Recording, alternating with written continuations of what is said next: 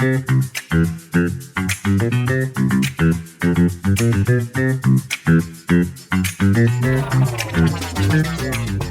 to Film Perspective, Beyond Oblivious.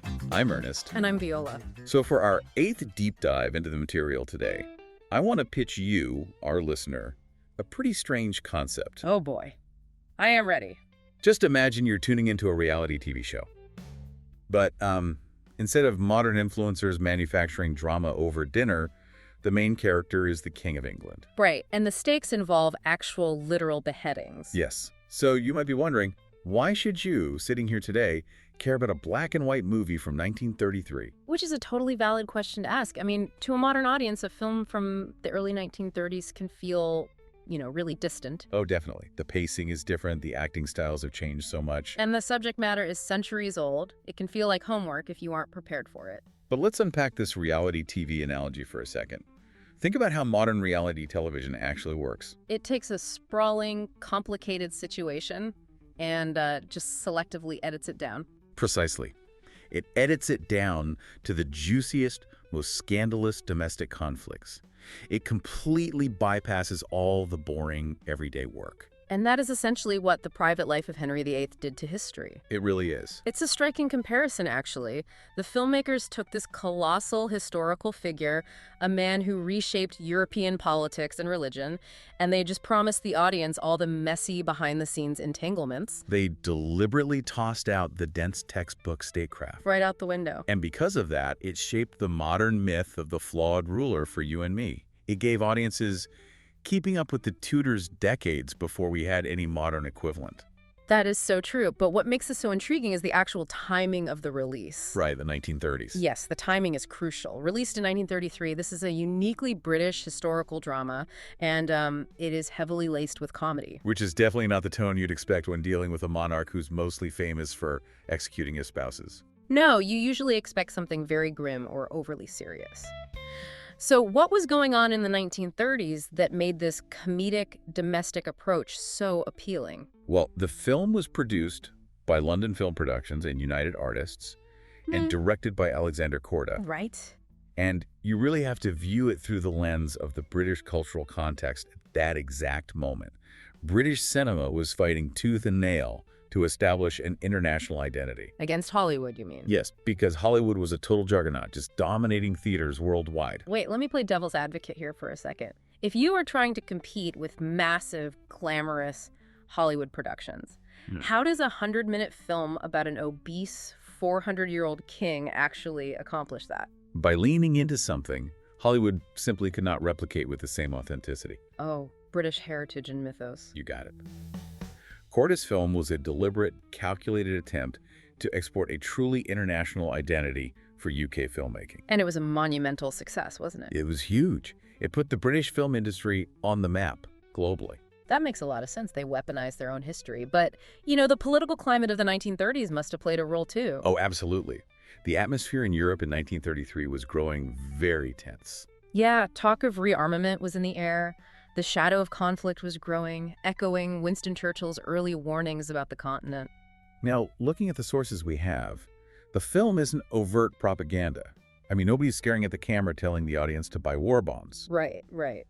But it subtly aligns with that anxious mood through its specific brand of myth-making. And the creative team Korda assembled to build that myth was just remarkable. You had writers Lajos Biro and Arthur Wimperis shaping a very specific narrative. And we can't forget Georges Perrinel's cinematography. No, we cannot. It gave the whole project a rich, painterly quality. I am so glad you brought up the visual aspect, actually. That reminds me, we have to talk about Vincent Korda's art direction. That was the director's brother, right? Yes, it was. And the way he drew from Holbein the Younger's portraits is just fascinating to me. Holbein's paintings are basically the definitive visual record of Henry. Like, if you picture Henry VIII in your mind right now, you are picturing a Holbein painting. You really are. And Vincent Korda essentially took those flat, two-dimensional portraits and built a three-dimensional world around them. He created this broad, imposing visual archetype of the king. Yeah, the sheer physical width of the man on screen becomes a character trait in itself. Which brings us to the performance that anchors all of this. Charles Laughton took on this defining role, and he actually won an Academy Award for it. Which was well-deserved. He had to carry that immense physical and emotional weight. Plus, there was a stellar ensemble cast: Elsa Lanchester, Merle Oberon, Wendy Berry, Binnie Barnes, Everly Gregg, and Robert Donat. It's a huge cast, but let's not get bogged down in a laundry list of names. What I find really clever is how all of this character-focused drama is telegraphed to the audience before they even buy a ticket. You're talking about the title and the poster. I am. The title itself, The Private Life, is basically a mission statement. It signals a deliberate shift away from treaties and foreign policy, moving the audience directly into the bedroom. And the poster does the exact same job. Yeah. You have Laughton seated in this highly commanding pose, draped in these luxurious fabrics. With that bold, stylized, sort of scrollish typography wrapping around the image. Yeah, and that specific seated pose is actually from the scene where he's waiting for Anne Boleyn's execution. Oh, wow. Yeah, he just looks like a man waiting for a dentist appointment, taking up immense space. It tells the audience everything they need to know right up front. It signals that you're about to watch a straightforward, character-driven reimagining. Right, you aren't going to need to take notes on European trade agreements. So how does the movie actually deliver on this promise of messy human drama? Let's walk through the narrative structure. So let's do it. It begins with an opening intertitle that sets the tone immediately. This opening text is legendary. The text casually dismisses Catherine of Aragon, his first wife. It literally calls her a respectable woman and says her story's of no particular interest. It's a stunning bit of audacity. By outright stating that respectability is boring, the film establishes this ironic, highly selective tone. It is telling you, the viewer, that we are only looking at the scandalous material. Again, it's the reality TV edit. It trains the audience on what to value. And then the film jumps right into May 1536 at Hampton Court to prove that point. The juxtaposition in this opening sequence is masterful. You have preparations for Jane Seymour's wedding happening in one part of the palace, while crowds are literally gathering outside for Anne Boleyn's execution. The dark comedy here is just so disarming. Inside the palace walls, the ladies-in-waiting are just gossiping about the royal bedchamber. Then Henry storms into the room. He is a whirlwind of chaotic energy. And in that very brief moment, amidst all the wedding preparation, he happens to lock eyes with the confident, spirited Catherine Howard. Which plants a very deliberate seed for a storyline much later in the film. He notices her right before the cannon sounds. The cannon shot that signals Anne Boleyn's head has been separated from her shoulders. And Henry does not mourn or pause for a second. The echo has not even faded before he is moving on. He and Jane are hastily married in the chapel right then and there. The pacing gives you absolute whiplash. But the film makes a really interesting pivot. It moves from domestic drama to matters of state. Henry is presiding over his court, and the topic is England's security. He is super fired up. He is bristling at the very idea of relying on diplomacy. He's a man of action, and he demands results. He shouts, "Diplomacy, diplomacy, me foot, I'm an Englishman." And he just demands ships and more ships to match the continental powers. This is where that 1930s UK rearmament anxiety shines through so clearly. The underlying philosophy being presented to the audience is security through strength. Hold on, let me stop you there. I don't entirely follow. Okay, what do you mean? You said earlier this film echoes 1930s military anxiety. But how does a movie about a king eating chicken and marrying 6 women translate to modern military anxiety? That feels like a massive stretch. It's a fair point to question. It works because the film presents Henry's aggressive naval buildup as a necessary patriotic defense against a complicated, threatening Europe. Okay, I'm with you so far. To a 1933 British audience, watching the rise of hostile powers across the Channel, a strong, decisive leader demanding ships resonated deeply. It wasn't about the wives in that specific scene. It was about projecting strength. Okay, so the mechanism is nostalgic comfort. Exactly. I mean, yes, precisely. They're watching a historical feast project the specific kind of definitive strength they wish their current government was projecting. That makes perfect sense. It does, but the film doesn't let him stay in that place of uncomplicated triumph for long.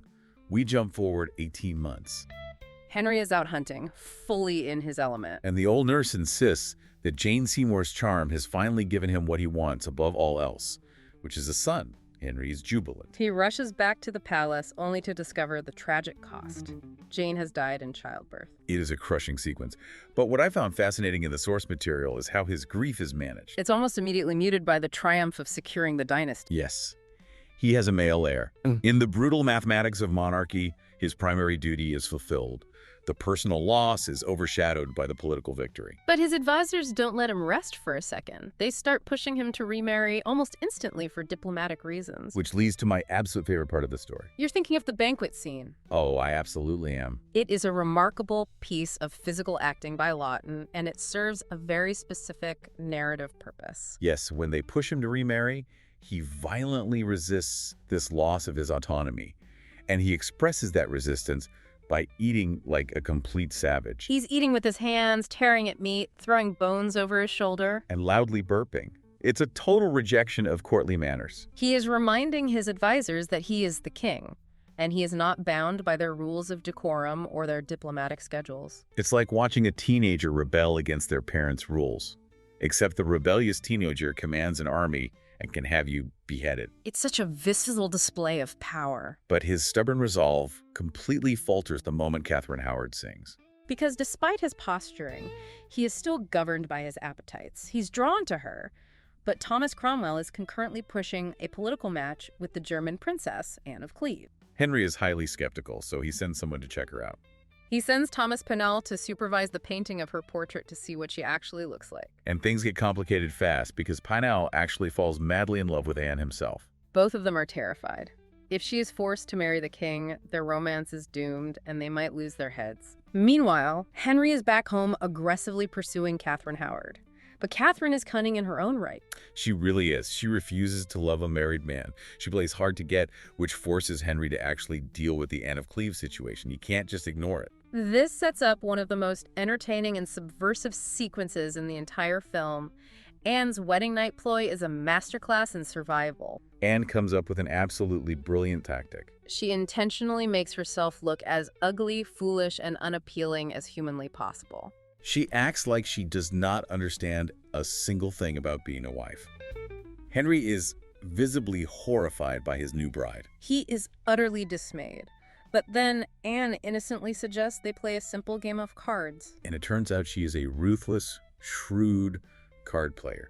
She beats him mercilessly, hand after hand. She completely fleeces him, but instead of just taking her winnings, she uses her leverage to strike a massive bargain. Right. She gets him to agree to an annulment, a generous financial settlement, and a job. She actually gets her secret lover appointed as the master of her new household, and Henry readily agrees. He is just relieved to be free of her. It is such a sharp, masterful, comedic sequence. So, free from Anne, Henry feigns reluctance about remarrying, letting his advisors persuade him that the people demand a queen. He then proposes to Catherine Howard, and she accepts. Though her acceptance deeply distresses her former lover, Thomas Culpeper, setting up the tragedy to come. But for now, Henry is riding high. The wedding celebrations for Catherine last for days. He is in such high spirits that he actually challenges a wrestler to a match and manages to win. But the physical effort completely exhausts him. He collapses right after his victory. It is a stark visual shock for the audience. A reminder that underneath the bravado, his body is aging rapidly. He is not the invincible force he used to be. And that physical decline mirrors a shift in his political mindset, too.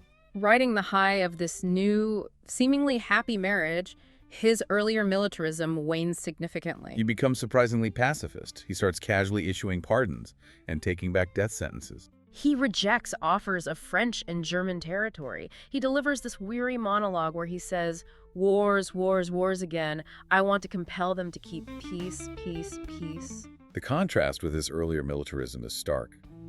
When he had physical strength, he demanded ships and war. As his physical body weakens, his desire for military aggression just evaporates. It forces you to ask, is this genuine moral growth, or is it just the exhaustion of an old man who can no longer fight? That's a great question. And sadly, the peace he craves doesn't last. Catherine continues to meet Culpeper in secret. Her betrayal eventually comes to light. Henry is summoned to an emergency council to hear the evidence. When he learns the truth, his reaction really catches you off guard. You expect explosive rage. But instead, it is deep, crushing grief. The heartbreak is so evident on his face before he finally orders her beheading. It humanizes him in a really sad way. Which brings us to the final chapter. The year is 1543. Henry is old, he is obese, and despite living in a grand court, he is profoundly lonely. Anne of Cleves actually visits him. They have this surprisingly warm dynamic, and he confesses his isolation to her. So she suggests a new match, Catherine Parr. someone sensible, mature, and present to take care of him. And Catherine proves to be the perfect final match for the fading king. She is practical, she is loyal, and she provides a very steady, calm presence. She gently hectors him about his health, managing his diet and his habits, caring for him faithfully. And the final image Korda leaves us with is a stroke of genius. We see the echoing, cavernous, empty halls of the palace. And there's the fearsome king of England, the man who broke Rome and executed queens. Sneaking a forbidden chicken leg out of the kitchen behind his wife's back, muttering to the camera. It strips away every ounce of majesty. It humanizes him completely. It is such a quiet, pathetic, yet endearing final note. Looking at his whole journey in the film, the contrast from beginning to end is so sharp. You go from this booming, boisterous ruler who is screaming for ships and throwing banquets, right?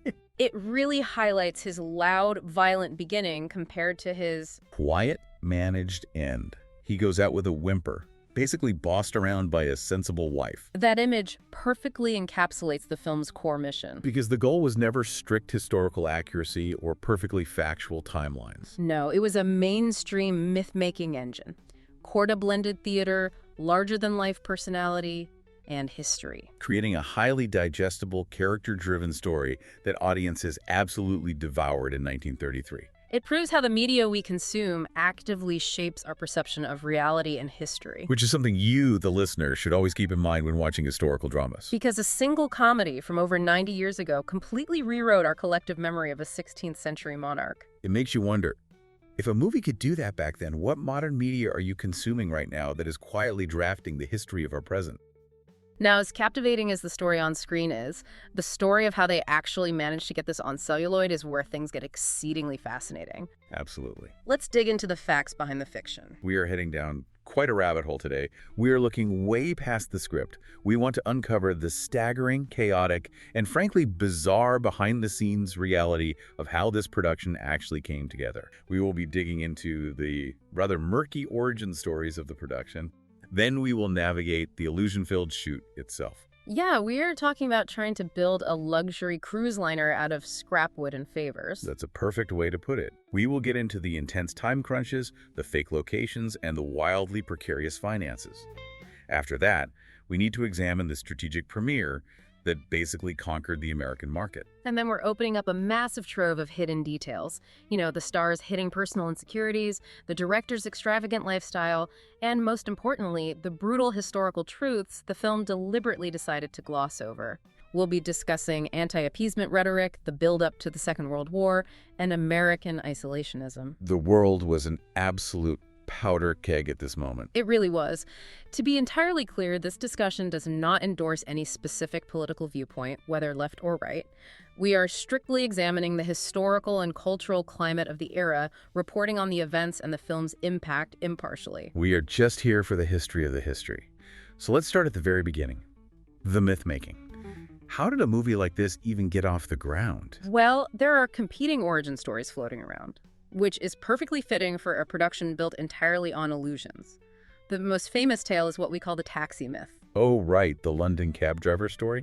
Yeah, so the story goes that the director, Alexander Korda, was riding in a London taxi.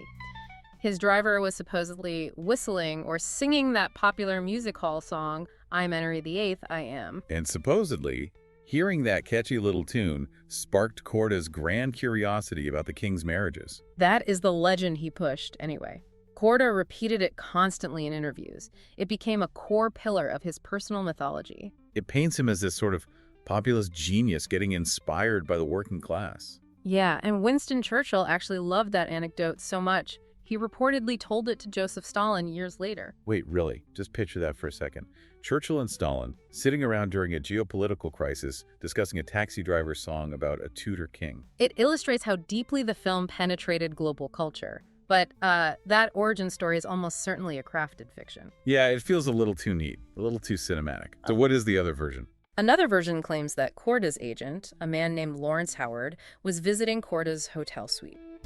He supposedly noticed that the actor Charles Laughton looked remarkably similar to a bust of Henry VIII sitting on a shelf. Okay, that feels a bit more grounded in reality. Right. An agent spotting a physical resemblance and seeing dollar signs. It tracks better, yeah. But the mundane truth is that Korda already knew this historical era intimately. Years earlier, in 1920, while working in Vienna, he directed a silent film adaptation of The Prince and the Pauper. Oh, which prominently features Henry VIII as a character, so he had already been in that sandbox. Exactly. Plus, a biography of the king written by Francis Hackett had been a massive publishing hit in 1929, so the reading public was already primed for Tudor drama. And Charles Laughton just happened to be available. The stars kind of aligned without needing a magical taxi driver. They met in Paris to discuss the concept, and the project started taking a shape. But I say shaped because the script was a constantly moving target. The evolution of this script is fascinating, honestly.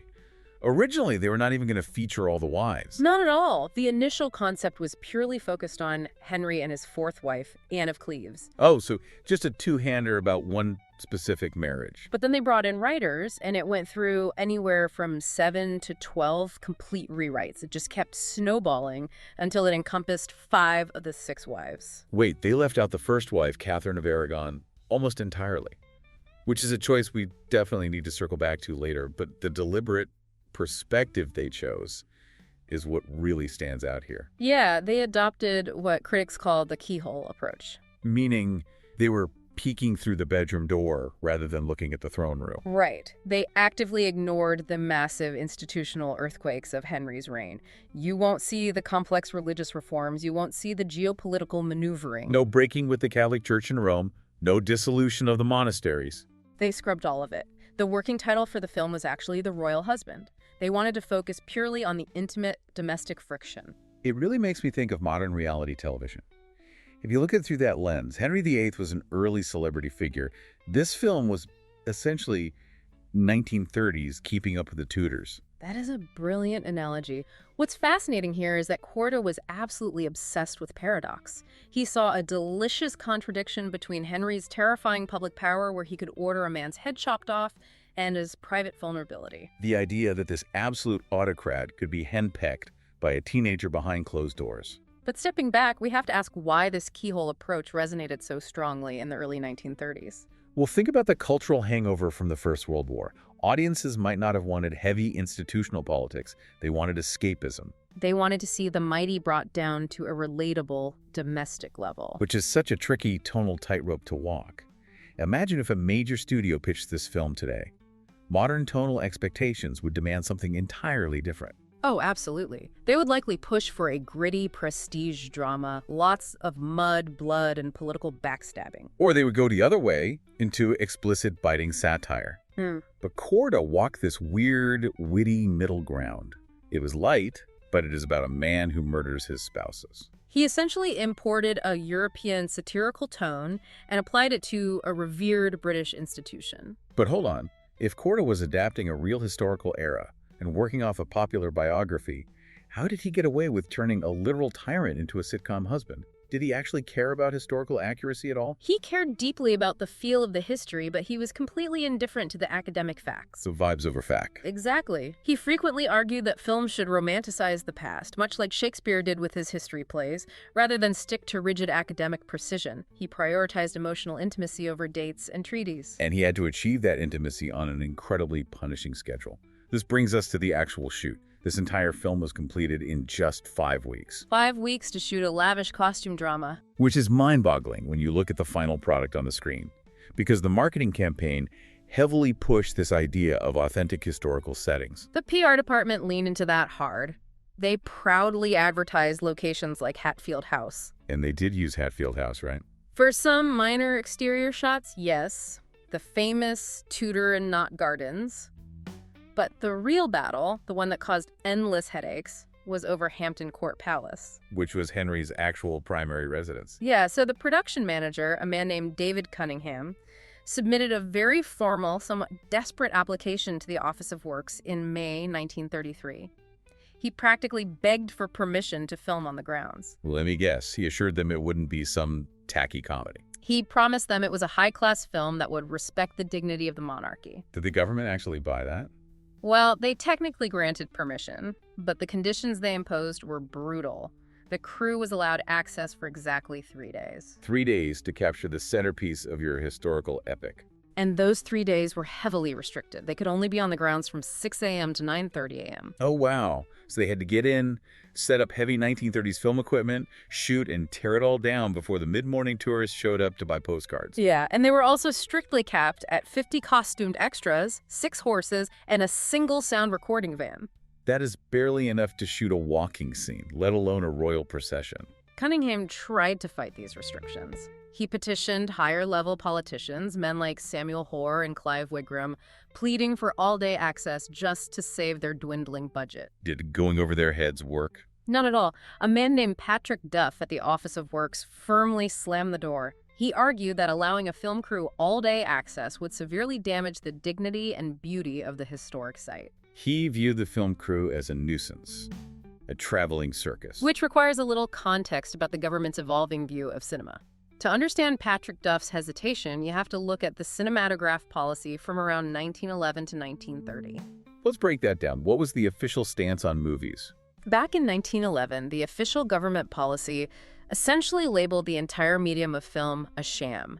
They believed it only produced ludicrous scenes and was beneath the dignity of the crown. So they saw it as a cheap parlor trick, a novelty for the working classes. But fast forward to 1927, and the government passes the Cinematograph Films Act. What changed their minds? Hollywood.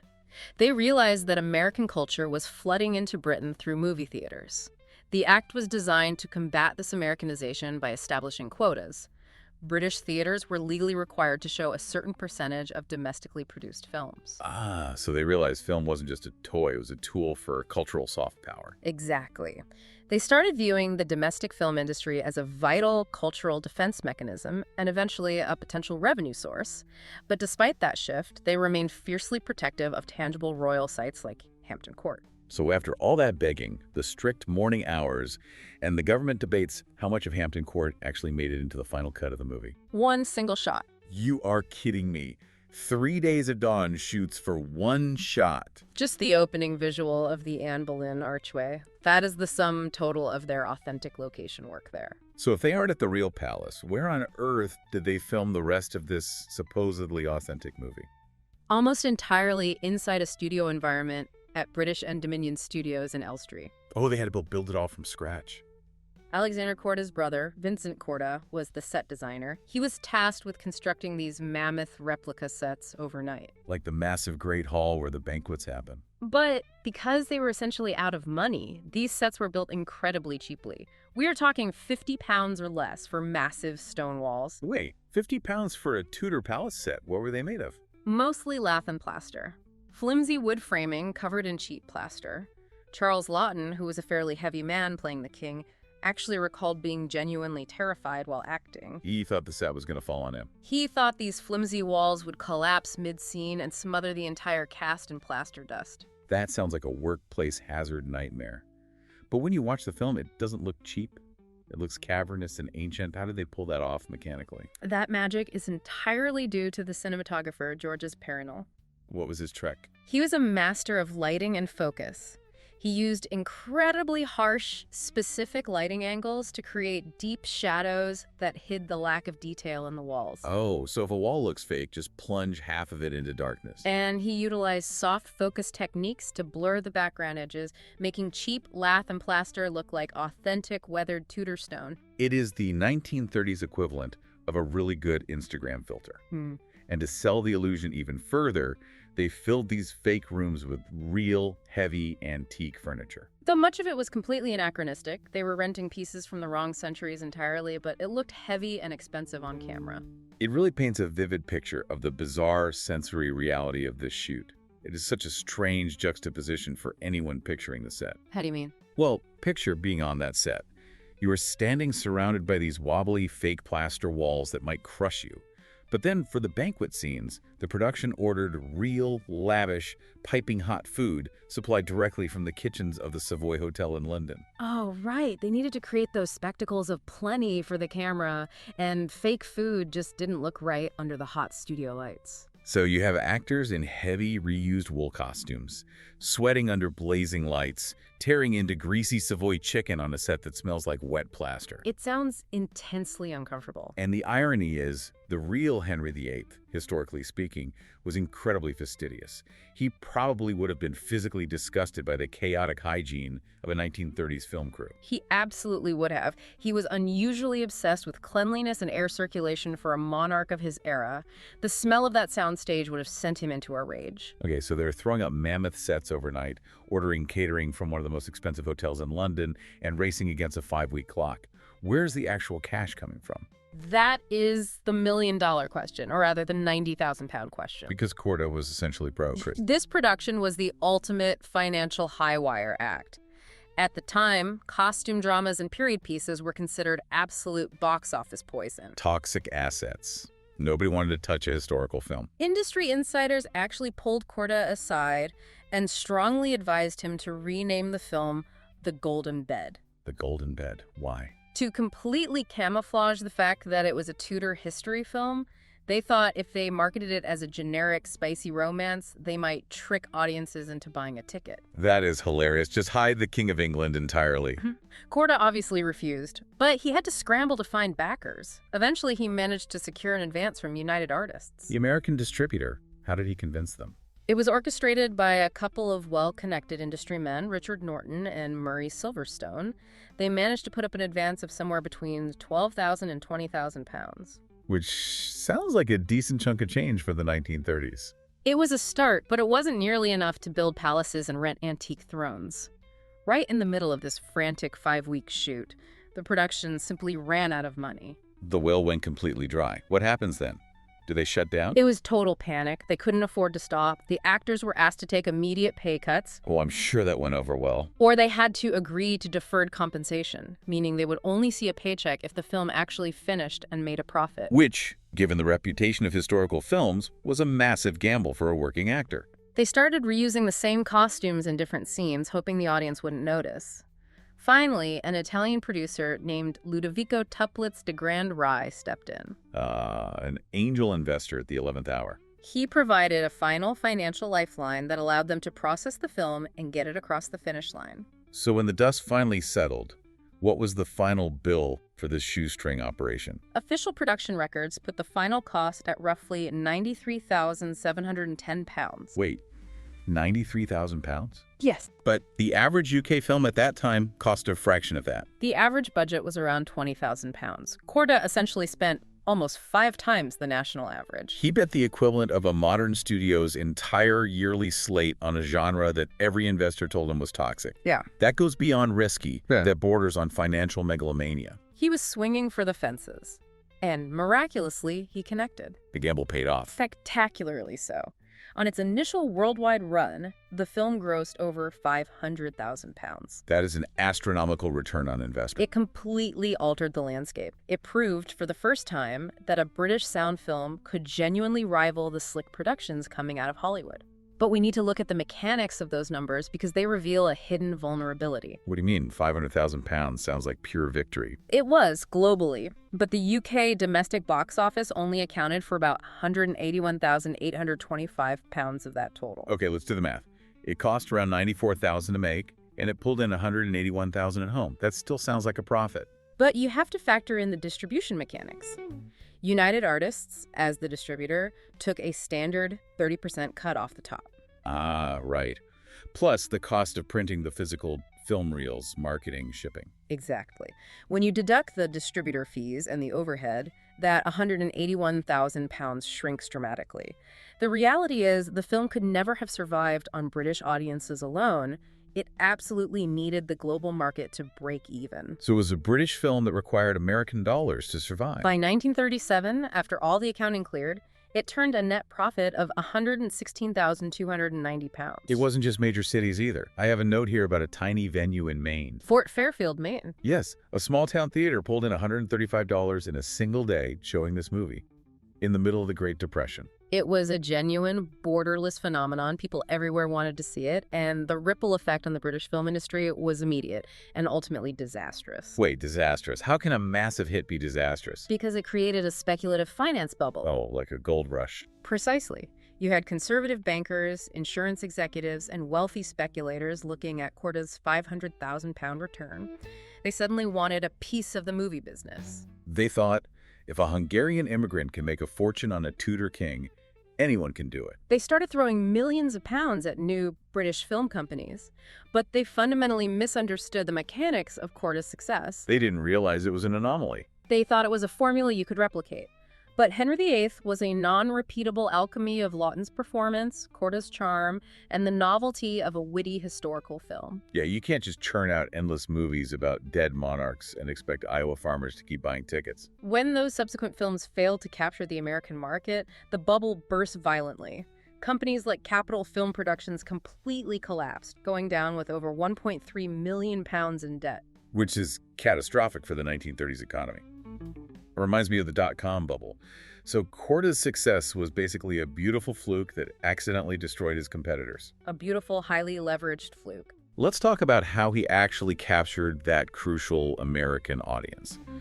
Moving into the release strategy, Korda didn't launch this film in London, did he? No, his strategy was laser-focused. He explicitly targeted the United States for the premiere. Why ignore the home crowd? Because he knew that if a film was branded as a British hit, Americans might view it as stuffy or provincial. But if it became an American smash, the British would embrace it as a global triumph. That is incredibly savvy PR. So where did they launch? They did a soft opening in Boston on October 7th, 1933 to test the waters. And the main event? The massive world premiere was held at Radio City Music Hall in New York City on October 12th. Radio City. You don't get much more prestigious than that. It was a massive statement of intent, and it worked. The film drew record-breaking crowds. It shattered gross revenue records week after week. Only after conquering New York did they bring it back across the Atlantic. Yeah, they held the London premiere at the Leicester Square Theatre on October 24th, 1933. And I imagine the British press was waiting with bated breath. They opened to almost unanimously ecstatic reviews. The domestic audience felt validated by the American success. And the industry rewards must have been immediate. United Artists didn't waste a second. They immediately signed Alexander Korda to a massive 16-film production deal. Talk about securing the bag. He goes from begging for a few £1,000s to a 16-picture studio deal in the span of a few months. Though we should pause and consider the broader context of this general release. The political timeline. Yes. The general catalog release happened between late 1933 and early 1934. Just months after Adolf Hitler was appointed Chancellor of Germany. The geopolitical sky is darkening rapidly. Fascism is rising. And right into the middle of this rising tension drops boisterous, funny, slightly absurd movie about a quintessentially English king. It provided much-needed escapism, certainly. But as we will unpack later, it also offered a very specific, subconscious vision of national strength. Which brings us to the core engine of the film. To really understand why the world from Maine to London went crazy for this movie, we have to examine the larger-than-life figure at the center of the frame. Charles Laughton. Let's talk about the star. Laughton's background is fascinating. He wasn't some polished Hollywood heartthrob. Far from it. He was a classically trained British stage actor. He had transitioned into film and was starting to make a name for himself in Hollywood, playing slightly grotesque or intense characters. Right, he was in the old dark house, and he played a famously decadent Emperor Nero in The Sign of the Cross. But his portrayal of Henry VIII elevated him to a completely different echelon. He won the Academy Award for Best Actor. The first Oscar ever awarded to a performance in a British film. That is a monumental piece of trivia. But that victory became a bit of a golden cage for him. He became heavily typecast. Studios saw him play a tyrant, and that is all they wanted him to do. He became the go-to actor for cruel, domineering, or obsessive authority figures. He played the tyrannical Captain Bligh in Mutiny on the Bounty and the relentless Inspector Javert in Les Miserables. But the irony is that behind all that on-screen bluster and intimidation, Laughton's actual personality and acting process were incredibly fragile. He was a deeply insecure man. His preparation was agonizing. He and his wife, Elsa Lanchester, who actually plays Anne of Cleves in the movie, right? The card-playing wife. Yes, exactly. They approached their craft like sponges. They would absorb every conceivable detail about a character. To prepare for Henry, Laughton didn't just read books. He hired a professional wrestler to train him. A wrestler? Why? To try and physically replicate the wide-stanced athletic swagger of a Renaissance king, he was trying to change his center of gravity. He was basically doing intense method acting decades before Marlon Brando made it a buzzword. But his insecurities went much deeper than just wanting to get a performance right. He was intensely self-conscious about his physical form. He had an ungainly body, heavy lips, prominent jowls. He lived in constant terror of appearing ridiculous on screen. And he was carrying a massive psychological burden, especially for the 1930s. Yes, his concealed homosexuality. Which, in the UK at that time, was not just socially unacceptable, it was heavily criminalized. The societal pressure forced him to hide his true identity, which heightened his baseline anxiety significantly. It is widely analyzed that he deliberately sought out these emphatically masculine dominant roles, like Henry VIII or Captain Bligh, to project a marketable, aggressively heterosexual image to the public. That adds such a profound layer to his performance as Henry. You have a gay man, terrified of public exposure, projecting extreme heterosexuality. He is playing a historical Bluebeard who famously disposed of women, but he plays them in this almost coy, childlike manner. It is a masterful, subtle layering of defensive mechanisms. And we can see just how much he struggled with vulnerability when we look at his later attempt to play another emperor. Oh, the Claudius disaster. We have to talk about this. Korda tried to produce an adaptation of Robert Graves' novel VIII, Claudius, starring Laughton as the Roman emperor. But Claudius is the exact opposite of Henry VIII. Precisely. Claudius survives his brutal family by playing the fool.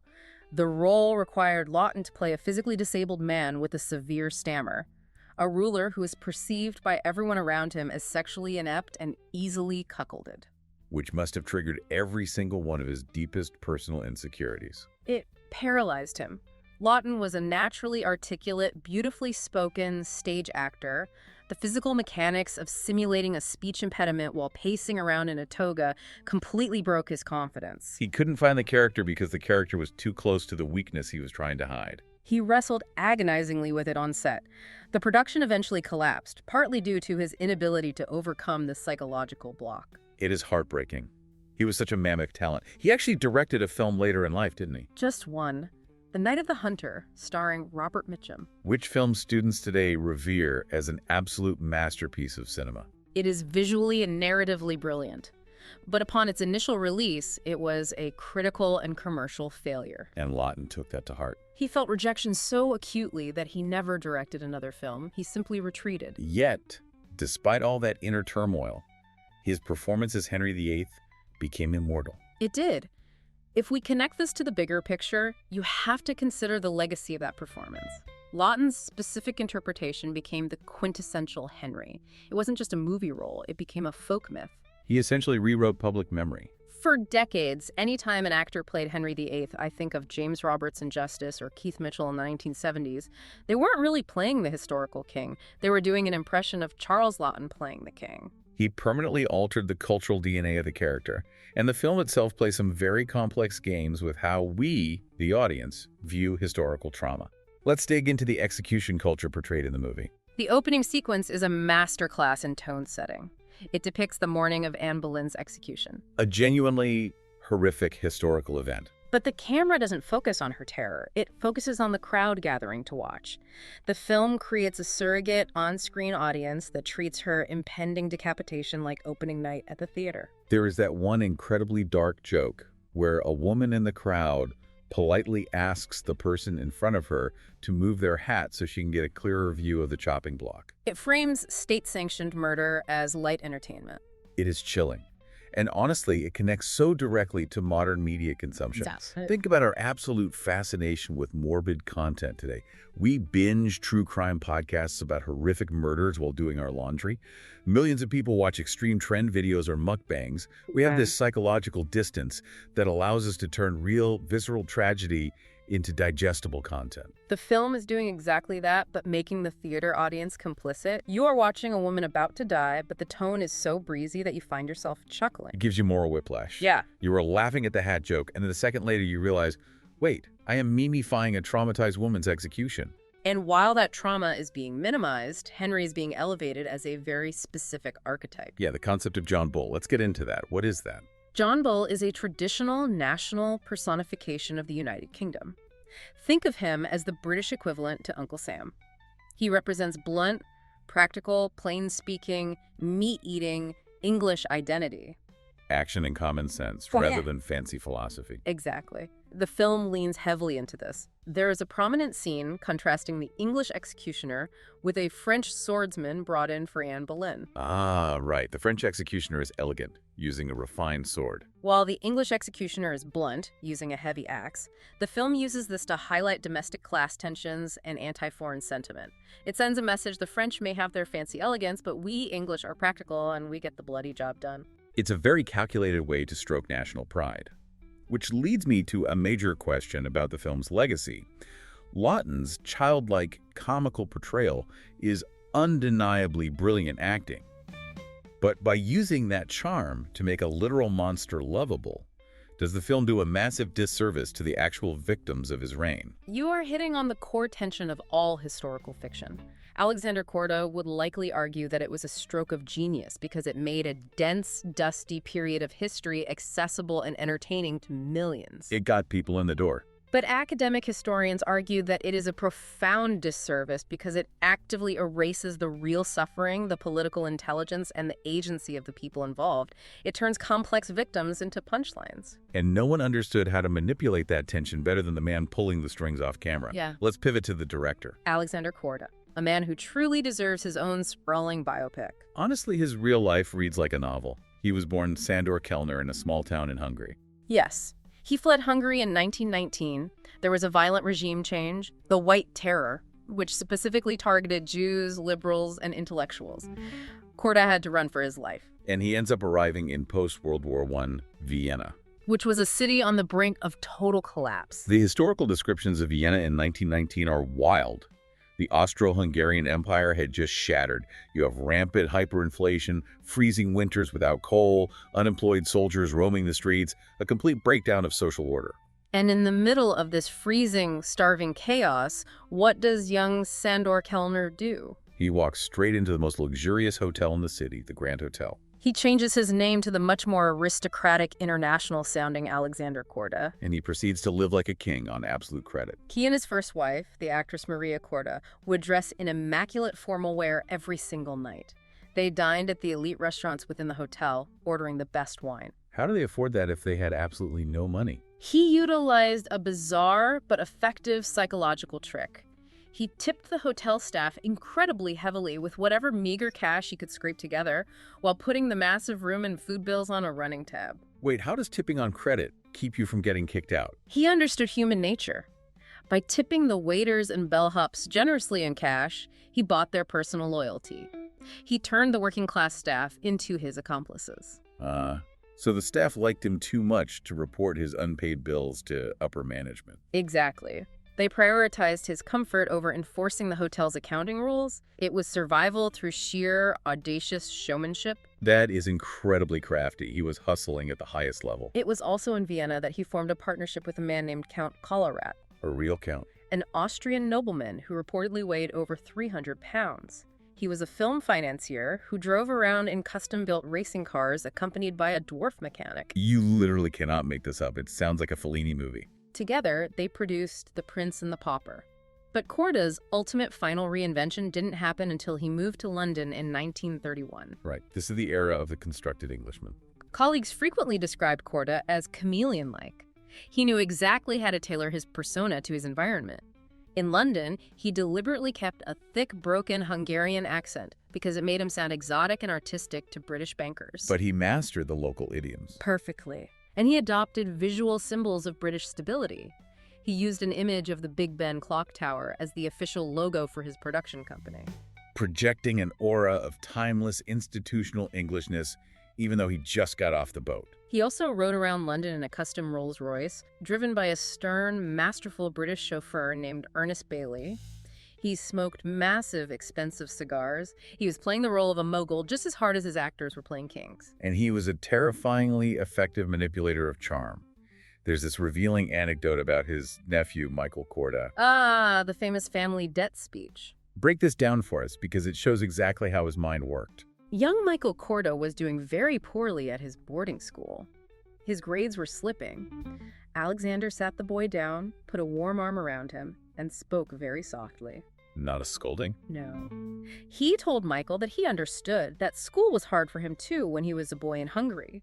But then he twisted the knife. He told Michael that he was counting on him to study extra hard to make up for all the schoolwork Alexander hadn't been able to do himself. He called it a family debt. Yes. He placed the burden of his own past hardships squarely on the child's shoulders, framing it as a noble quest. He completely disarmed the kid. He bypassed rebellion entirely by making his own historical trouble the child's current responsibility. He employed that exact same emotional judo with everyone, bankers, actors, politicians. There's another telling story about him and Michael. It's a cake story. Young Michael finishes his dessert and asks for a second piece of cake. The strict British nanny shakes her head and says absolutely no. And what does Alexander do? He calmly cuts a massive slice of cake, hands it to the boy, and tells the furious nanny, "Makey will have to learn what no means elsewhere." Wow. Undermining the authority right in front of the kid. He justified it by claiming he had been told no too often as a starving child in Europe, so he refused to ever say it to his own family. He sounds intensely magnetic, but frankly exhausting to be around. And his romantic life was apparently just as theatrical. His first wife, Maria Korda, was a star in the silent era. She fiercely considered herself the only real Mrs. Korda, even long after they separated. The story goes she used to physically break his cigars. Yes, if they were having an argument, she would snatch his expensive cigar and snap it in half to punctuate her point. That is a power move. But the most cinematic moment of their relationship happened during a shouting match in the studio canteen. Tell me about the coffee incident. Maria crashed the studio commissary to check up on him, suspecting he was flirting. They get into a heated argument at the table. She violently grabs his wrist, knocking a full cup of hot coffee directly onto his trousers. But instead of apologizing, she leans in, hisses at him, and points to a young woman sitting a few tables away. Maria says, "Stop looking at me, look at her. There is a face worth millions." So, his furious wife essentially acts as a casting director mid-fight. Who is the woman?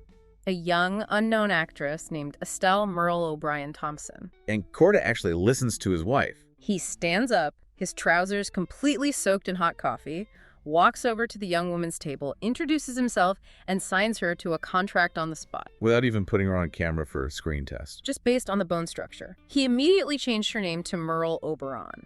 And her casting card had a very specific note, right? Yes, the official studio card literally read, "In good demand, AK interested." She, of course, later became a massive international star and eventually Alexander Korda's second wife. The melodrama is truly spectacular. It is a movie within a movie.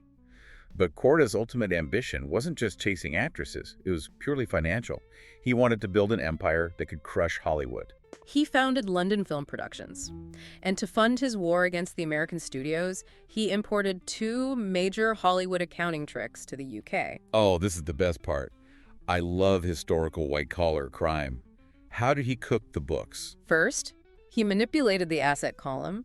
He would count unfinished scripts, completely unreleased disasters, and abandoned film properties as tangible assets on his balance sheet. So if a script was terrible and they threw it in the trash, he would still value it at £50,000 on paper. Exactly. The more projects he failed to complete, the bigger his asset portfolio appeared to outside investors. Creative accounting at its absolute finest. What was the second trick? He aggressively bought up the screen rights to every prestigious book or play in sight, not because he actually intended to film them, but simply to hoard the titles and prevent competitors from getting them. He was building a monopoly on British culture. He even paid an exorbitant £10,000 for the screen rights to Winston Churchill's biography of his ancestor, the Duke of Marlborough. Which he never filmed. Never. But that £10,000 effectively bought Winston Churchill's political loyalty and friendship, which proved invaluable. So he is inflating his assets and buying political cover. But he still needs raw cash. Where did he find the millions required to build a studio? He turned his charm on the Prudential Insurance Company. Wait, a life insurance company? Yes. In Britain, there was a famous figure known as the Man from the Prue. These were agents who walked door to door in working-class neighborhoods, collecting pennies and shillings every week for basic life insurance policies. So the Prudential was sitting on a massive mountain of working-class pennies. And Korda convinced the conservative, buttoned-up executives at the Prudential to hand those millions over to him to make movies. How does a Hungarian filmmaker convince risk-averse insurance men to fund something as volatile as cinema? By understanding their vanity. He hosted lavish dinner parties. His philosophy was that you must mix bankers with beauty and brains. So he surrounds them with movie stars. He explicitly said that if you give a banker a chance to dine with a famous actress and then sit him down in a plush leather chair with a glass of expensive brandy, you can propose a financial deal he would never even entertain in his sterile office. He intoxicated them with glamour. And it worked. He took the Prudential's money and built Denham Studios. He intended Denham to be the greatest film facility on Earth. It had massive symphonic recording halls, its own private power plant, and 165 acres of land. And a river. We cannot forget the river. He literally had a local river diverted to flow through the studio lot, specifically so it could hold a flock of swans gifted to him by Winston Churchill. A private river for Churchill's swans. The hubris is staggering. Yeah. But the reality check must have been brutal. It was immediate. The legend is that the moment construction finished, Korda sat down, looked at the sprawling, empty studio lot, buried his head in his hands and muttered, "I have made my greatest mistake." Because he realized he had built a monster he couldn't afford to feed. Denham was a massive financial liability. He had to churn out films constantly just to pay the light bill. At one point, he was bleeding £20,000 a week just on basic payroll. And the Prudential had advanced him, what, £2 million by this point? Yes. But Korda was cunning. He used the sheer size of the debt as a shield. He figured if his company owed enough money and employed enough British workers, the government and the banks simply couldn't afford to let it fail. It was too big to fail decades before the 2008 financial crisis. It was a bold theory, but eventually gravity takes over. The enterprise did fail. How bad was the crash? United Artists commissioned a secret internal report on Korda's operations. Keep in mind, Korda had somehow talked his way onto the board of directors at United Artists, sitting alongside legends like Charlie Chaplin and Mary Pickford, without actually putting up any of his own capital. Which frustrated them endlessly. The secret report was damning. It detailed that Denham had accumulated over £1 million in direct losses by 1938. £1 million in the 30s. The report also noted his complete disregard for legal agreements. He ignored written contracts constantly. He relied on the fact that actors and crew members were usually too desperate for future work to ever drag him into court. He operated on sheer bluff. Eventually, the Prudential had enough, called in the debts, and he lost control of Denham Studios. But a guy like Korda doesn't just retire quietly. Let's fast forward to 1940. World War II is raging. Korda has relocated to Hollywood, and he decides he wants to make a film to aid the British war effort, to help his old friend Winston Churchill. But there is a massive geopolitical hurdle.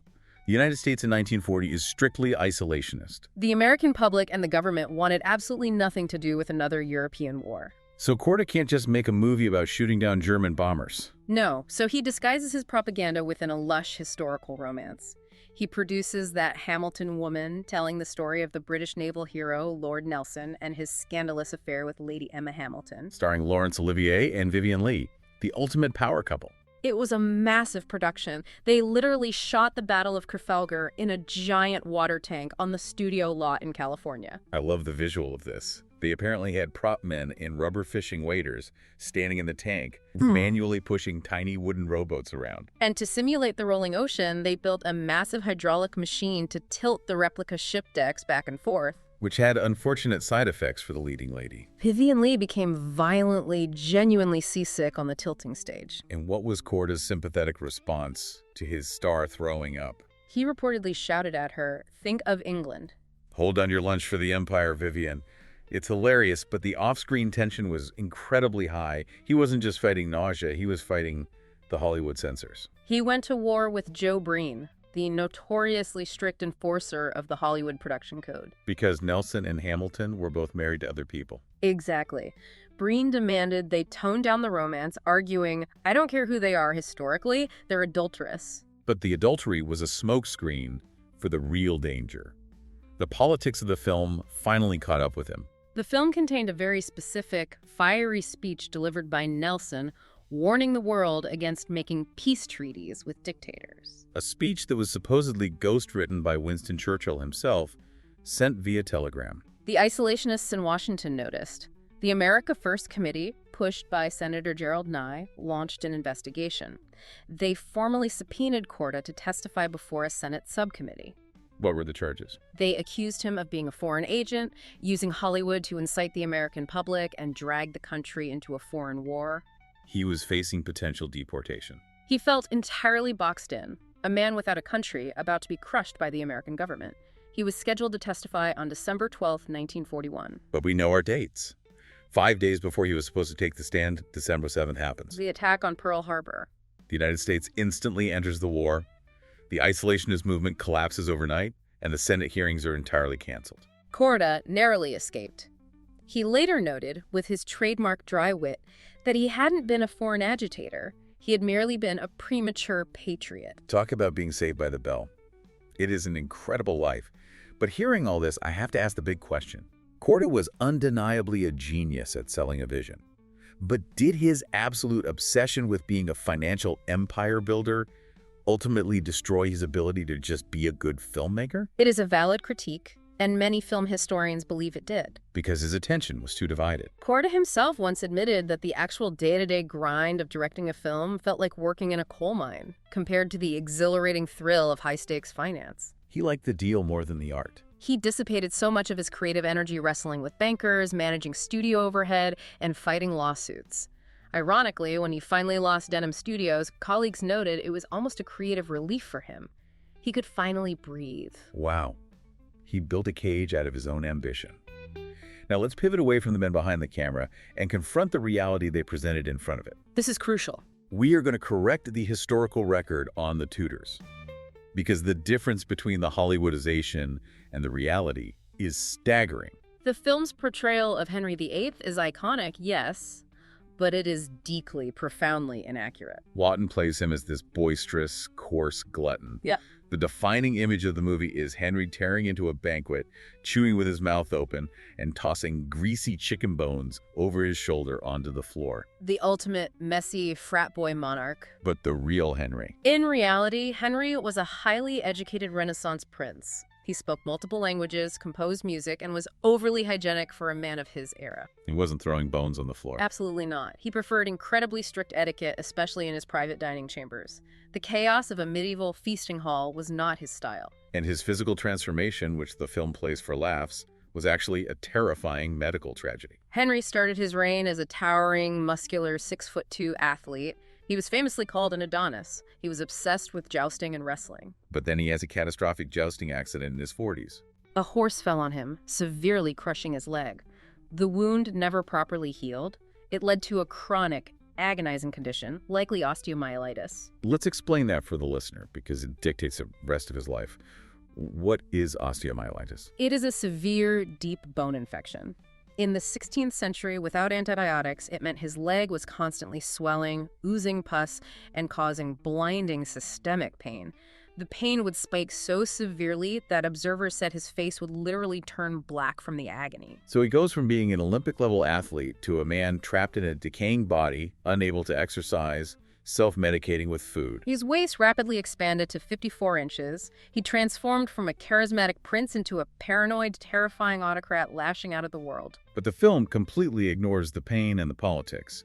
It skips the field of cloth of gold, his complex treaties, and his earth-shattering decision to break with the Catholic Church. They stripped away the geopolitical earthquake to make room for a romantic comedy plot.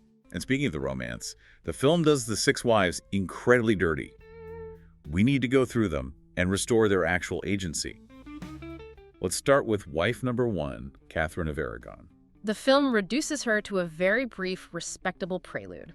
A bitter older woman who is shuffled off screen. But historically, she was the Queen of England for 24 years. She was a brilliant political mind. She was a humanist patron, meaning she funded scholars, promoted the new Renaissance learning, and reformed the education system. When Henry went to war in France, Catherine served as regent of England. She literally rallied troops and successfully repelled a Scottish invasion. An absolute powerhouse of a ruler. And when Henry tried to annul their marriage, she didn't just weep. She fiercely, legally, and politically fought him to a standstill for 7 agonizing years, rallying the Pope and the Emperor of Spain to her side. She almost broke him. Then we have wife number 2, Anne Boleyn. The film's version of Anne is a vain, frivolous victim. The movie shows her admiring her own neck in a mirror just before going to the execution block, focusing purely on her aesthetics. The real Anne Boleyn was a fiercely intelligent, pivotal Protestant reformer. She was reading radical religious texts. She actively kept an English-translated Bible in her chambers, which was a deeply dangerous political statement. Her religious influence is literally what caused the English Reformation. She changed European history forever. Next is Jane Seymour, the third wife. The movie portrays her as a dizzy, simpering, slightly dim housewife who just wants to embroider. The reality is that she was a shrewd, highly calculated political operator. Her family's official motto was "bound to obey and serve." She used a mask of calculated submissiveness to outmaneuver Anne Boleyn and navigate the deadliest royal court in Europe. She knew exactly what she was doing. Wife number 4, Anne of Cleves. Now, the movie has a very famous scene where Anne essentially plays a high-stakes card game with Henry on their wedding night to win her freedom and a divorce. A total Hollywood fabrication. A fun scene, but entirely fictional. So what really happened? The real Anne of Cleves survived a disastrous political match. When she arrived in England, Henry found her physically repulsive. He cruelly complained to his courtiers that he couldn't consummate the marriage due to the looseness of her flesh. Oof, the public humiliation must have been intense. But Anne didn't panic. She recognized the danger she was in.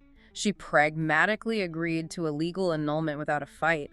In exchange, she secured a massive financial settlement from Henry, including multiple castles. She got the bag and got out alive. She lived out the rest of her life as an independent, wealthy woman, officially designated as the king's beloved sister. Honestly, that strategic legal victory is so much more empowering than winning a fabricated hand of cards. Then we move to the tragedy of the 5th wife, Catherine Howard. The film frames her story as a sad, swooning romance. In truth, it is a story of horrific abuse.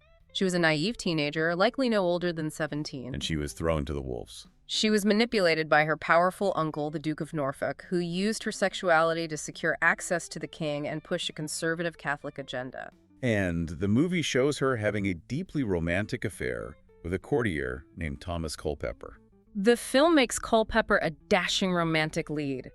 The historical reality is that Thomas Culpeper was a violent, pardoned rapist and a known murderer. Wait, Henry kept a known murderer in his inner circle? Yes, because Culpeper was a favored, sycophantic servant. Catherine was trapped between a terrifying, rotting king and a violent, manipulative courtier. It was a hostage situation, not a romance. That is incredibly dark. Finally, we reach the 6th wife, Catherine Parr. The film portrays her as a nagging nursemaid who just yells at Henry to put a blanket over his legs. Historically, she was an intellectual heavyweight. She was the very first Queen of England to publish her own written works under her own name, including a major theological text called The Lamentation of a Sinner. She wasn't nagging him. She was debating him. She skillfully debated complex Protestant theology with Henry. She used those debates to intellectually stimulate him and distract him from the blinding pain of his leg ulcers. And she almost died for it, right? Conservative enemies at court plotted to have her arrested and burned for heresy. She found out, threw herself at Henry's mercy, and brilliantly convinced him that she only debated him to learn from his superior wisdom. She outsmarted them all. These women were brilliant survivalists. And we haven't even touched on the children. The film basically pretends Henry's daughters don't exist. Mary and Elizabeth. Their erasure from the narrative is astounding. Let's look at Mary, the eldest. Mary survived being legally bastardized by her own father. She was exiled from court, kept away from her dying mother, and constantly threatened with execution if she didn't renounce her Catholic faith. But she survives and eventually marches on London with an army to claim the throne. She becomes the first queen regnant of England. She explicitly established the legal and constitutional precedent that a woman could rule with the exact same absolute power as a king.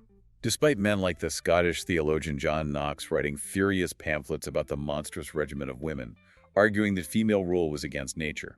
And her personal life was marked by immense psychological trauma, including multiple devastating phantom pregnancies where her body mimicked being with child due to sheer desperation for an heir. And then there was Elizabeth, the future Virgin Queen.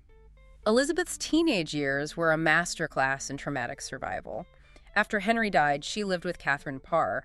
She had to survive highly inappropriate, predatory advances from Catherine's new husband, Thomas Seymour.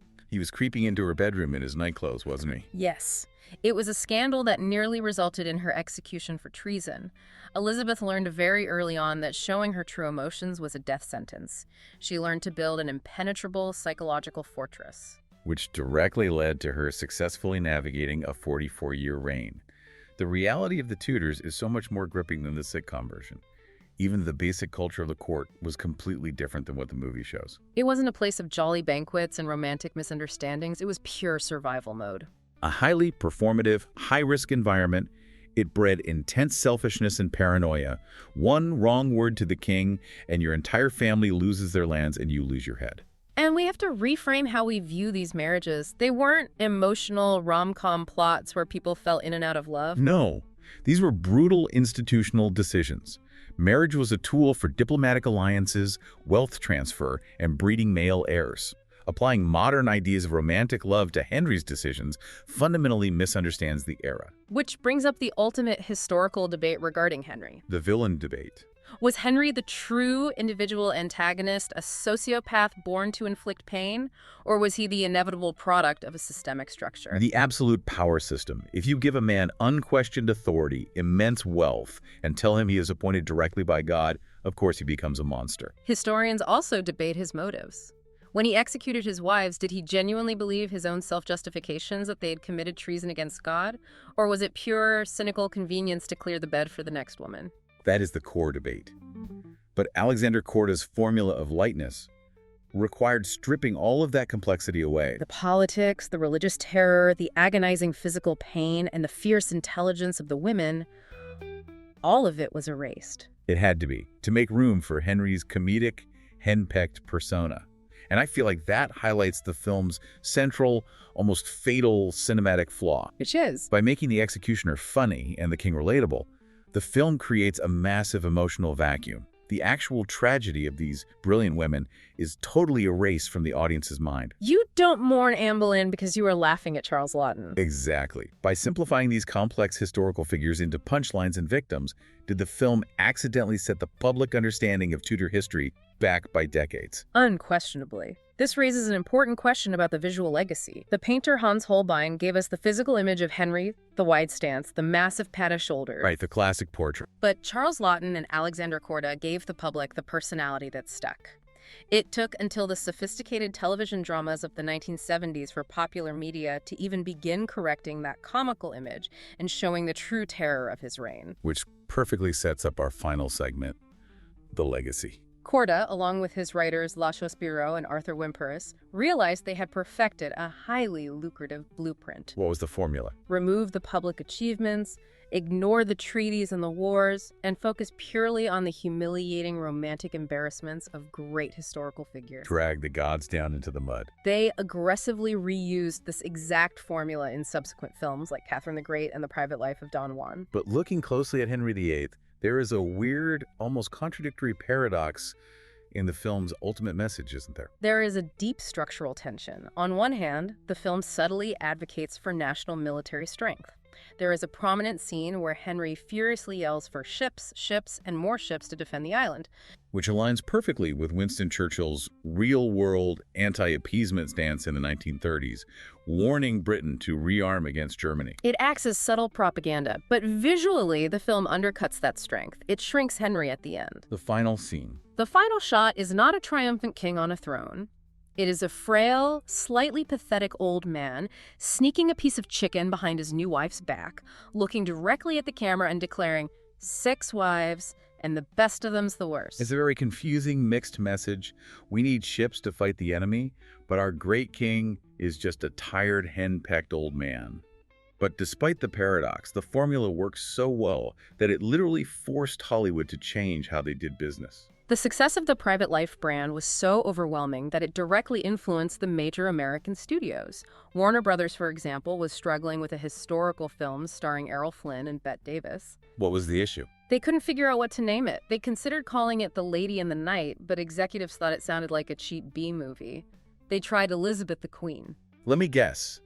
Errol Flynn threw a fit over the billing. He absolutely refused to let Bette Davis have sole title billing. He demanded equality. So how did they resolve it? Well, Charles Laughton actually happened to visit the Warner Brothers set during production. Oh, the note here mentions that Bette Davis jokingly called him daddy because he was the reigning king of historical dramas. He observed their naming crisis, and he was the one who suggested they simply steal his film's branding to solve the ego dispute. Combine Flynn's demands with the proven Korda formula. And that is exactly how we got the film, The Private Lives of Elizabeth and Essex. It is incredible. Alexander Korda didn't just make a hit movie. He imported a cynical European satirical formula, surgically applied it to a revered British historical institution, and accidentally convinced the entire world that this sitcom version was the definitive English identity. It was a massive act of cultural alchemy. So, looking at the details you had us review today, the big takeaway here isn't just about, a 16th century political system. No, not at all. It goes way beyond that. Right. What we are really examining is basically the invention of the reality TV star. Oh, absolutely. Because Henry's performance of power, well, it explains so much about how we consume celebrity right now. It really does. It functions as this proto-celebrity culture. The mechanics are just remarkably similar to what we see today. Because his private life is absolute public spectacle. I Yeah. mean, think about modern parasocial relationships. Right. When you read a tabloid rumor about a pop star's dating life, and suddenly you feel like you have a personal stake in who they marry. Yes. People develop this false sense of ownership over public figures. They feel entitled to access. Totally. And Henry's subjects behave the exact same way. His bedroom is practically a matter of state business. And the crazy thing is, he leans into it. When he decides he wants to pursue Catherine Howard, he doesn't just quietly make a move. No, he has to spin it. Exactly. Yeah. He slyly justifies the pursuit by telling his advisors it's, quote, the will of the people. Which is a remarkably shrewd maneuver, actually. He takes his own impulsive romantic desires and frames them as a national necessity. Oh, wow. Yeah. He is performing kingship as a public relations exercise. He understands that to rule effectively, he really needs to manage his personal brand. And the court just feeds right into that. That ecosystem. Yeah. It is a massive gossip engine. Like, Anne of Cleves knows his scandalous marital history before she even crosses the English Channel. Right, the rumors travel fast. And you have ladies-in-waiting physically fawning over his still-warm bedclothes. Like teenagers handling a pop idol's discarded jacket after a concert. Yes. Exactly that. What stands out to me here is the mechanism behind it all. The concept of, well, layered spectatorship. Wait, unpack that a bit. You mean how we are watching the courtiers and they're constantly watching him? Spot on. The film makes a point of showing us people looking. Henry knows he's being observed at all times. Right. His authority isn't just about armies. It is heavily mediated through that public perception. If he looks weak in his private life, he looks weak politically. That layered watching is hilarious with the Royal Guild of Barbers. I was dying at this specific detail you pointed out. Oh, it's brilliant. You have literal tradesmen openly debating whether the king should remarry, giving unsolicited advice. Just casually discussing state affairs. Imagine sitting in a barbershop today, and the barber casually mentions that your dating life is a matter of national security. It's so absurd. But it illustrates how a monarch's private existence gets wholly devoured by the public sphere. Absolutely. But of course, just like a modern tabloid spread, the version of events the public gets to see, and that you, the viewer, get to see, is highly curated. Oh, it's aggressively selective. The film tells you right out of the gate that it has zero interest in objective truth. Yeah, they don't even try to hide it. There's that opening title card that just waves away Catherine of Aragon's story as, quote, of no particular interest. It's wonderfully dismissive. It really is. By doing that, the filmmakers are openly admitting they prioritize entertainment over historical completeness. It's like a magazine editor just saying, boring, next page. Exactly. And they compress time constantly to keep that pace up. I mean, they take Anne Boleyn's execution and smash it right up against Jane Seymour's wedding day. Just totally rewriting the timeline. They strip away the messy religious and political complexities of the 1530s. The Reformation barely even registers. Right, it's all background noise. And they reduce these massive, complex historical figures to single defining traits just to make the narrative more digestible. Like Jane Seymour just becomes the naive simpleton. Right. And Catherine Parr is basically reduced to a nagging caretaker who just wants him to wear flannel. They even invent historical events out of thin air. You know Thomas Paine. Remind me. He was a cleric in reality. Right. But here, he gets transformed into a romantic foil for Anne of Cleves. Oh, right. And Thomas Culpeper gets turned into Catherine Howard's melodramatic lover with his tragically broken heart. So much drama. Not to mention the fictional card game. Ah, yes. Anne of Cleves playing cards with Henry on their wedding night to secure her financial settlement. That is just wild. Completely made up. It never happened historically. But narratively, it gives her agency. Yeah. Which brings up a bigger question for you, listening right now. History is always constructed through this kind of selection and omission. It It really highlights the nature of historiography itself. It forces us to ask, who gets remembered? Right. Who gets simplified into a caricature? And most importantly, whose perspective is ultimately shaping the past? We are getting the great man theory of history, Yeah. but filtered through a lens of domestic comedy. Exactly. And speaking of it, let's look at the psychologies behind why he needs to control that narrative. Henry has absolute power, supposedly. Supposedly. He commands fleets, he literally executes queens, but under the surface, he is terrifyingly vulnerable. Oh, completely. The anxiety about producing a male heir dictates his every single move. His political position is actually deeply fragile. You really see it in the shifting alliances.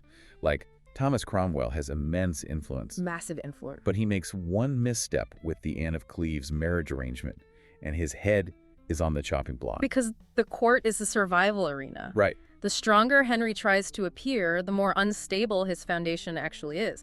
Paranoia is just the baseline emotion. Right, because absolute authority doesn't eliminate insecurity.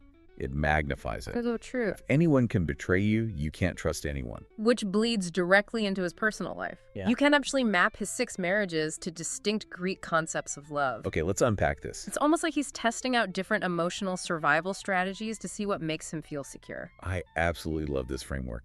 It shifts him from being a cartoon tyrant into a guy desperately trying on different emotional identities. Let's break those down for everyone.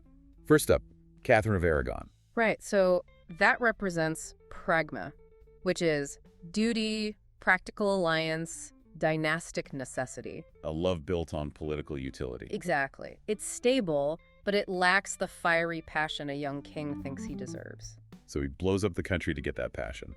Enter Anne Boleyn. Which is eros mixed with mania. It's this obsessive, volatile passion. Sounds exhausting. It is. Yeah. And mathematically, that kind of intensity burns brightly, but it collapses under its own weight. It's inherently unsustainable. Especially with the whole male heir situation. Right, especially when the political pressure of producing an heir is added to the mix. So the exhaustion from that mania naturally pushes him toward Jane Seymour. Yes, storage. Yeah. Familial affection. She provides the male heir, and she brings a much softer domestic tone to his life. Making him feel safe. Exactly. Her death is a genuine emotional blow, not just a political inconvenience, because she represented safety. So he's grieving, he's tired of the drama, and then we pivot to Anne of Cleves, which feels like, Ludus. Spot on. Ludus is playful, uncommitted love. The relationship is tactical, not deeply emotional. Right. It's a game symbolized quite literally by that fictional card match we talked about. But tactical doesn't warm the bed at night. Yeah. So Catherine Howard brings him back to Eros. But this time it's tinged with illusion. It's nostalgia. Oh, interesting. He isn't just in love with her. He is in love with the idea of himself as a young, virile man. He's trying to feel young again. Yeah. He wants to believe he still has that magnetic vitality that can naturally attract a much younger woman. Precisely. And when that illusion shatters, he finally lands on Catherine Parr, which is agape. Companionate care. Exactly. He's old, lonely, and just needs someone to look after him without an ulterior motive. Viewing it that way makes him so strikingly human. He isn't just a monster executing wives. No, not at all. He's cycling through these identities, trying to figure out what he actually needs to feel secure in a world where everyone is using him. But let's flip the lens for a second. Let's look at the women navigating this meat grinder he created. We have to. The way they handle his emotional whims is just as fascinating because their lives literally depend on it. Yes. Like Catherine Howard's pragmatism is exceptionally sharp. She sees right through the royal facade. She understands the mechanics of the court way better than he does. I keep thinking about her line. The joint goes out and bang, the sweets come in. It captures the grim efficiency of how queens are replaced so perfectly. It really does. She mocks the machinery of the court, even as she positions herself to benefit from it. She's so calculated about it. When Culpeper is being all melodramatic, insisting love is everything, she just shuts him down. Oh yeah, she says, love is not all the world. Exactly. Because she understands courtly realism. Power and survival matter infinitely more than romance in that environment. Because romance gets you killed. Strategy keeps you alive. Contrast that with Jane Seymour. The film highlights her absolute innocence. Right. She has that charming little moment talking about her dress. 21 little buttons, one for every year of my life. But the real tragedy of Jane is, well, it's why Henry values her. Think about his bluntly comedic summary of his wives later in the story. Oh, the scene where he complains that Catherine of Aragon was too clever and Anne Boleyn was too ambitious. Yes, and Jane. Jane was the ideal wife because she was stupid. It's so deeply misogynistic. It really is. He actively desires a partner who lacks the intellectual capacity to challenge his authority. And the insidious part is how that misogyny gets internalized by the entire court. Yeah. The women themselves repeat these judgments. Yes, I noticed that too. They categorize each other by these supposed faults. Right. They blame each other for being too clever or too ambitious. Rather than blaming the destructive system that's consuming all of them, it just turns into a self-perpetuating cycle. They adopt the very standards used to oppress them. It's a classic survival mechanism in a patriarchal structure. But then you have Anne of Cleves, who completely refuses to play by those rules. Elsa Lanchester's performance is just phenomenal here. Oh, it is iconic. I mean, it's so highly stylized, almost like a musical or Cockney caricature. Which acts as a superb comic foil to Henry's pomposity. She uses humor and exaggerated coarseness as a shield. She completely outwits him. By leaning into the caricature of the undesirable foreign bride, she gets to negotiate her independence during that fictional card game. She plays him so well. She really does. She leaves the marriage wealthy, alive, and free. She basically beats the house. She does beat the system. But there's one antagonist in this story that no one can beat. Not even an absolute monarch who claims to rule by divine right. You mean time? Time, combined with intense vanity. Henry's greatest enemy is his own aging body. You really watch his physical decline. He goes from this vigorous, ambitious young leader to a heavy, sedentary man who can barely walk down a hallway without losing his breath. The physical manifestation of state power in the king's body is such a big theme here. As his body fails, he feels his grip on the kingdom slipping. Absolutely. He even starts yearning for peace rather than military conquest, simply because he lacks the physical energy for war. That wrestling match scene is excruciating to watch. Oh, it's so uncomfortable. He tries to physically dominate a much younger man just to impress Catherine Howard. And there's a courtier watching who delivers this dry, devastating observation. He says, "Hard work when a man of 50 wants to show his wife he is no more than 30. It's that universal dynamic. An aging man trying to prove his vitality. But kingship cannot protect you from cellular decay. No, it can't. No matter how many laws you pass, you can't legislate away arthritis. And his vulnerability becomes glaring in these very intimate domestic moments. The contrast between his public power and private weakness is stark. Like with the royal nurse. Yes. She literally scolds the imposing King of England because his loud voice and rough beard are scaring his own baby. In that room, he isn't a sovereign. He's just an ordinary reprimanded father who doesn't know how to hold a child. And the barber scene. The barber makes a seemingly harmless joke suggesting Henry's, quote, well may dry up, and Henry absolutely explodes in rage. Because that joke hits the absolute nerve of his deepest anxiety. He is terrified he won't produce a backup heir. He is. His own biology is failing his dynastic duties. He can control the church, he can control the state, but he cannot control his own aging. Which really sets up the final paradoxes of his life, especially regarding Catherine Howard. For a brief moment, he genuinely believes he has attained emotional enlightenment. Right. He tells Cranmer, love is drunkenness when one is young, love is wisdom at my age. He's convinced his past mistakes were just youthful errors, and Catherine is his cosmic reward for surviving them. But when she betrays him, the shattering of that illusion is brutal. His cry of, mea culpa, mea maxima culpa, through my fault, through my most grievous fault, he carries an anguish we just don't witness with any of the previous wives. It recontextualizes that enigmatic line near the end of the film, 6 wives and the best of them's the worst. Oh, we have to debate this. We do? What is your actual read on that statement? Well, there are two main ways to interpret it. The first focuses on Catherine Parr. She is morally the best, sensible, steady, virtuous. Right. But because she is so intensely pragmatic and unromantic, she is emotionally the worst possible fit for a man who craves fiery passion. Right. She just wants to put a blanket over his knees and tell him to go to sleep. Exactly. But the second reading flips the script entirely. What if Catherine Howard is morally the worst because she betrayed him, but emotionally the most significant? If the best wife is the one who made him feel the most alive, the one who gave him back his youth, then Catherine Howard takes the title. So the morally worst affected him the most deeply, and the most virtuous mattered the least to his heart. It exposes the strained logic of his entire worldview. Completely. He values the feeling of a thing over the reality of it. This preference for illusion over reality isn't just how he treats relationships either. You see it in his broader worldview. By the way, that passing comment about North America. Oh, yes. That fits seamlessly here. The film drops to this very brief line where a character dismisses North America as a howling wilderness.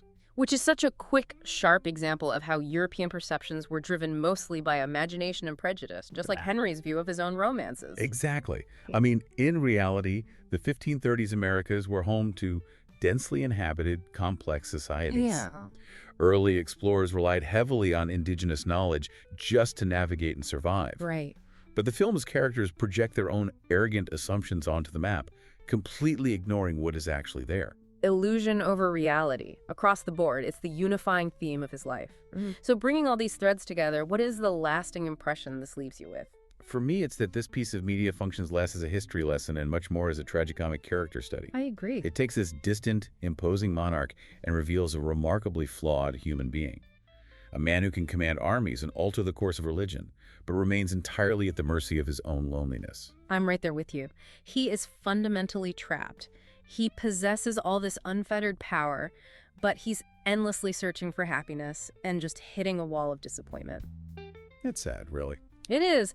The king who thought he had finally discovered the wisdom of love was actually the most deluded person in the room. All right, let's quickly recap our journey today. We explored the magic of Georges Perronel's lighting on a set constructed overnight using straightened, reused nails. We analyzed Charles Laughton's agonizing physical transformation and the masterclass in anti-appeasement political subtext hidden in the script. All of which culminated in the birth of the enduring, pervasive myth of the gluttonous, henpecked King Henry. If you want to dive deeper and see the extensive list of sources, biographies, and historical documents used for this thorough analysis, please visit filmtrospective.com. We highly recommend taking a few moments to look at the original Holbein portraits we mentioned to see the physical baseline Laughton was working from. And do not forget to look out for our upcoming Sunday trivia on social media. It will be closely based on specific dialogue and scenes we discussed today.